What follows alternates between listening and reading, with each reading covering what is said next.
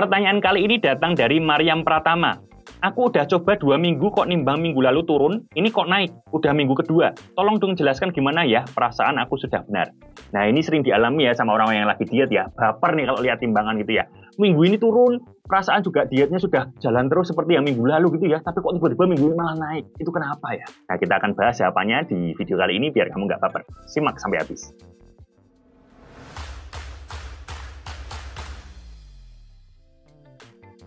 Mungkin banyak juga ya orang yang mengalami hal yang sama yang ditanyakan oleh penanya hari ini. Lagi senang-senang diet, udah turun berat badannya, tiba-tiba berat badannya bisa naik mendadak seperti itu. Kadang naiknya banyak pula, sehari bisa 1-2 kg naiknya. Padahal merasa sudah diet dengan baik dan benar. Nuruninya susah, sebulan paling dapat turun 1-3 kg doang. Dalam sehari tiba-tiba bisa naik banyak banget. Kan ini bisa bikin stres ya.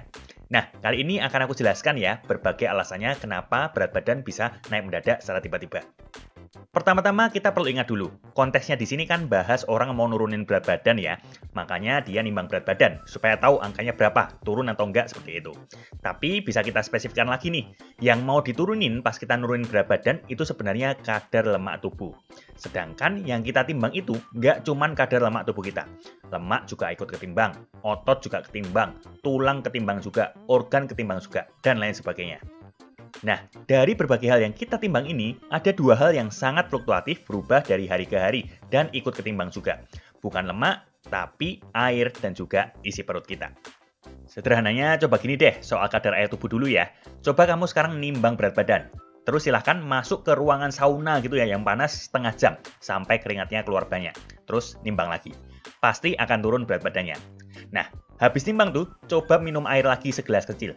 Nanti nimbang lagi, pasti naik lagi. Nah, jadi sesimpel itu ya, berat badan naik turun karena perubahan kadar air dan juga hidrasi tubuh. Soal isi perut nih, coba aja sebelum makan nimbang. Terus kamu makan nasi sama lauk seperti itu ya, dan setelah habis nimbang lagi. Pasti berat badannya langsung naik juga. Coba deh, misal kebelet BAB juga, kamu sebelum BAB nimbang dulu. Terus setelah itu BAB gitu ya, dan setelahnya nimbang lagi. Pasti nanti juga turun sedikit. Jadi isi perut kamu itu juga ketimbang pas kamu nimbang berat badan. Makanan yang kamu makan, minuman yang kamu minum, dan juga sisa-sisa pencernaan yang masih ada di usus kamu, itu semuanya juga ketimbang saat kamu menimbang berat badan.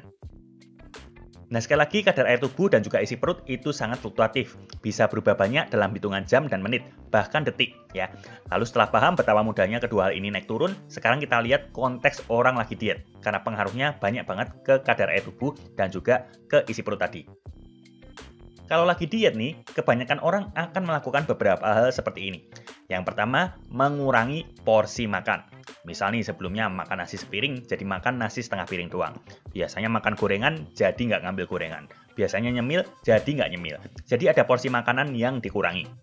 Terus yang kedua nih, banyak juga orang mengurangi karbohidrat. Karena tren low carbs gitu ya, cukup populer, diet rendah karbo cukup populer gitu ya, penganut dan promotornya banyak, endingnya banyak orang diet dengan cara mengurangi asupan karbo juga.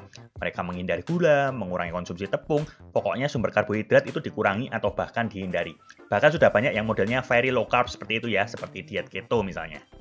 Terus yang ketiga nih, banyak juga orang yang secara langsung ataupun tidak langsung ketika diet itu mengurangi asupan garamnya. Yang langsung contohnya itu, banyak orang setelah diet jadi masak sendiri, jadinya mereka membatasi asupan garam dan juga micin yang berlebih. Yang tidak langsung contohnya, banyak orang setelah diet mengurangi cemilan-cemilan dan produk-produk kemasan. Mereka juga jadi lebih jarang gitu ya makan di luar, lebih jarang eating out. Nah rata-rata produk-produk kemasan, cemilan-cemilan dan makanan di luar itu kan tinggi garamnya seperti itu ya. Nah semua ini secara nggak langsung mengakibatkan asupan sodium seseorang juga turun.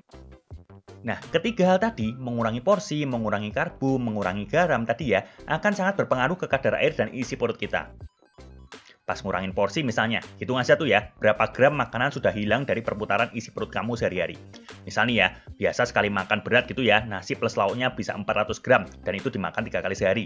Setelah diet, jadi sekali makan cuma 300 gram doang 3 kali sehari. Snacknya 100 gram per hari, jadi nggak nyemil sekarang, jadi hilang 100 gram per hari seperti itu ya. Totalnya jadi berkurang 400 gram per hari perputaran makanannya di tubuh. Jadi kurang hampir setengah kilo dari makan yang porsinya lebih sedikit doang. Pas ngurangin karbo, selain gramasi makanan dari karbonya berkurang, cadangan glikogen di tubuh juga berkurang. Manusia bisa menyimpan glikogen di otot dan liver sekitar 300-500 gram seperti itu ya. Nah, 1 gram glikogen itu mengikat sekitar 3 gram air. Jadi misal nih cadangan glikogennya berkurang 200 gram karena kamu dietnya lebih rendah karbohidrat seperti itu ya, kamu juga akan kehilangan 600 gram berat air. Jadi totalnya dari ngurangin karbohidrat bisa turun sampai 800 gram itu dalam waktu yang singkat.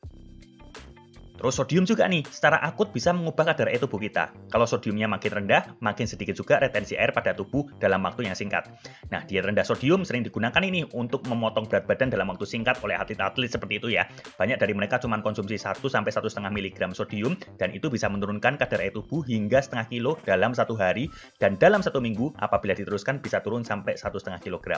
Makanya sekali lagi, atlet-atlet yang ikut lomba berbasis kelas berat gitu ya, itu sering menggunakan strategi ini. Tapi sekali lagi, berat yang turun juga cuman air doang. Makanya nih pas awal-awal diet kesannya berat badan turun cepat. Padahal ya karena kombinasi 3 hal tadi saja. Perputaran berat makanan di badan berkurang, kadar glikogen di tubuh serta air yang terikat bersamanya juga berkurang, plus retensi air di dalam tubuh juga berkurang. Nah sekarang coba dipikirin, apa yang dilakukan seseorang ketika dia sedang tidak on point dietnya? Sehari aja deh gitu ya, misal makan pas weekend gitu nggak diatur, atau ada sehari pengen kulineran, lagi lapar mata gitu. Yang pertama, yang dimakan, porsinya itu nambah. Ya kan, lagi diet sama nggak diet, porsinya ya banyak kan pas nggak diet. Yang kedua, makanan dan minuman enak umumnya juga tinggi karbo via gula-gula dan juga tepung-tepungan.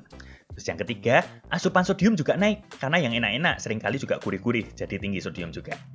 Terus kamu seharusnya sudah bisa mengira-ngira kan apa yang terjadi ketika porsi makan tiba-tiba nambah, asupan karbonya juga tiba-tiba lebih banyak dari biasanya, asupan sodiumnya juga tiba-tiba lebih banyak dari biasanya. Yes, penurunan semu karena isi perut dan cairan tubuh tadi itu keisi semua lagi. Isi perut nambah, glikogen nambah, retensi air di tubuh juga nambah. Terkesan deh tuh, berat badan naik banyak dalam waktu yang singkat. Padahal yang naik tadi ya bukan dominan lemak. Jadi orang-orang sudah terlanjur galau gitu ya kalau lihat berat badan naik mendadak kayak gini. Padahal yang naik itu ya sekali lagi bukan dominan lemak. Hanya air dan isi perut kita saja. Kalaupun hari itu surplus kalori, tetap saja kenaikan berat badannya itu nggak semuanya dari lemak, hanya sebagian kecil saja dari lemak. Kenapa? Karena 1 kg lemak itu secara kasar estimasi 7.700 kalorian. Akan sulit seseorang surplus gini banyak dalam sehari, 2 hari, atau bahkan 3 hari saja. Kalaupun surplus gini banyak, itu juga belum tentu semuanya terproses jadi lemak juga. Karena ada yang terbuang jadi panas seperti itu ya. Ada yang tiba-tiba kalau makan lebih banyak jadi lebih aktif seperti itu. Jadi respon tubuh seseorang itu beda-beda. Jangan galau tiba-tiba semuanya akan bakal jadi lemak. Bahkan nih, di luar 3 hal tadi ya, porsi, karbo, dan juga sodium, kalau ngomongin cewek, kamu kan ada yang namanya menstruasi ya. Nah, saat mulai mens, di minggu pertama, itu ada tendensi berat badan naik sendiri. Penyebabnya adalah perubahan hormonal di dalam tubuh. Jadi walaupun kamu sudah on point dietnya, karena perubahan hormonal tadi, bisa jadi berat badanmu tetap aja nambah. Jadi cukup tahu aja tuh saat minggu pertama mens ya, biar nggak galau seperti itu ya kalau tiba-tiba berat badannya naik, cuekin aja. Umumnya berat badannya naik juga akan turun sendiri setelah semingguan, jadi itu nggak perlu digalauin. Nah, setelah semua penjelasan tadi, oleh karena hal inilah, dalam mengukur berat badan, kamu tidak disarankan membandingkan berat badan dari hari satu ke hari berikutnya. Tapi bandingkanlah tren dari minggu ke minggu. Caranya, dalam seminggu kamu bisa rata-rata tuh berat badan kamu berapa.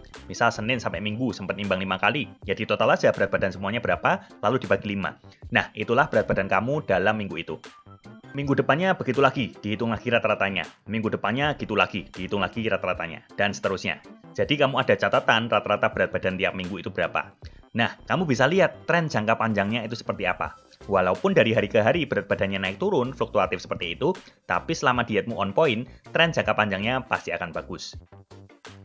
Nah, kalau ada minggu-minggu yang trennya memang naik, di luar konteks karena mens seperti yang saya sebutkan tadi, yaitu baru pertanda kamu perlu cek lagi strategi ataupun konsistensi diet kamu. Bisa jadi memang kamu sudah nggak defisit kalori lagi di minggu-minggu tersebut. Mungkin minggu-minggu tersebut kamu sering bolong workout karena lagi sibuk kerja. Mungkin lagi minim gerak karena sibuk di depan laptop kerja deadline seperti itu.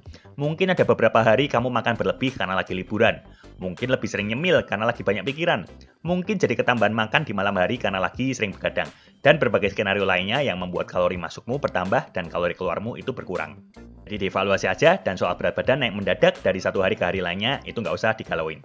Kuncinya adalah jalan terus aja. Lihat tren jangka panjang lalu evaluasi berkala. Begitu ya.